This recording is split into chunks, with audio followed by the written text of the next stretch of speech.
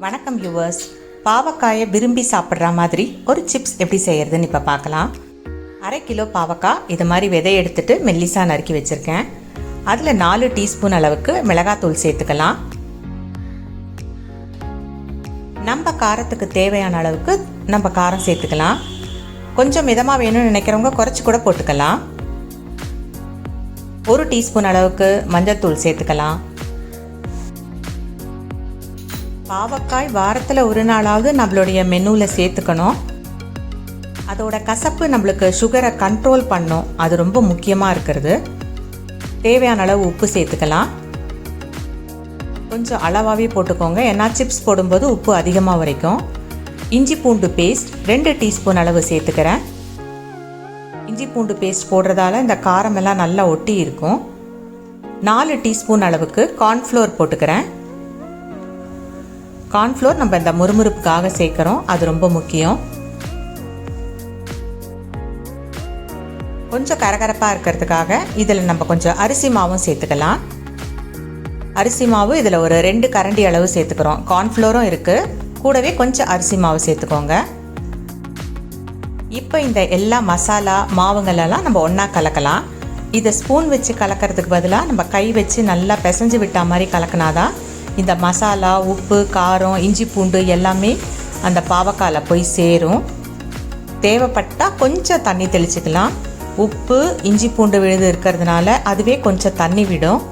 அதனால் நான் தண்ணி இல்லாமையே கொஞ்சம் கலக்கி விடுறேன். நல்லாவே எல்லா சைடும் மசாலா ஒட்டுற மாதிரி கலந்து விட்டுருங்க. கொஞ்சம் நேரம் அது ஒரு 5-10 நிமிஷம் வேணால் கூட அப்படியே வச்சிடலாம். எண்ணெயை ஒரு பக்கம் காய வைக்கலாம். எண்ணெய் கடாயில் நல்லா காஞ்சிருக்கு. இப்போ அந்த பாவக்காயை கொஞ்சம் பத்திரமா எடுத்து விடணும், கையில் படாமல். ஏன்னா அது கொஞ்சம் பொரிஞ்சு வரும், எண்ணெய் கொஞ்சம் மேலே பொரிஞ்சு வரும். மெல்லமாக இந்த பாவக்காயெலாம் கொஞ்சம் கொஞ்சமாக போடலாம். எண்ணெய் கொள்கிற அளவுக்கு போட்டால் போதும், அதிகமாக போட வேணாம். பாவக்காய் வேகிறதுக்கு இடம் இருக்காது. கொஞ்சம் நேரம் அப்படியே வறுபடுறதுக்கும் கொஞ்சம் குக்காகிறதுக்கும் அப்படியே டைம் கொடுக்கலாம்.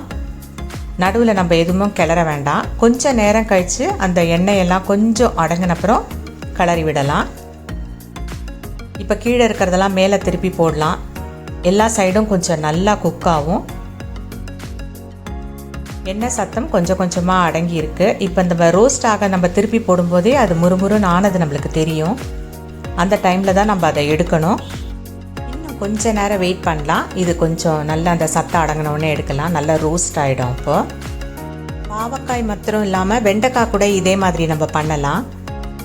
இந்த காயெல்லாம் சாப்பிட பிடிக்காதுன்னு சொல்கிறவங்க கூட நம்ம இந்த மாதிரி மசாலா சேர்த்து எண்ணெயில் போட்டு பொரித்து கொடுக்கும்போது விரும்பி சாப்பிடுவாங்க. சரி, ஏதோ ஒரு வகையில் அந்த காயை அவங்க சாப்பிடுவாங்களேங்கிறதுக்காகவது நம்ம இப்படி செஞ்சு கொடுக்கலாம். இப்போ பாவக்காய் சிப்ஸு இந்த ஆயிலெலாம் நல்லா எடுத்துட்டு நம்ம ஒரு தட்டில் எடுத்து வச்சுக்கலாம்.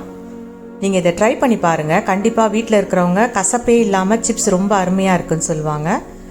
நீங்களும் அடிக்கடி இதை செய்வீங்க. இந்த சிப்ஸ் கலந்த சாதத்து கூடலாம் நல்லா சைட் டிஷ்ஷாக இருக்கும்.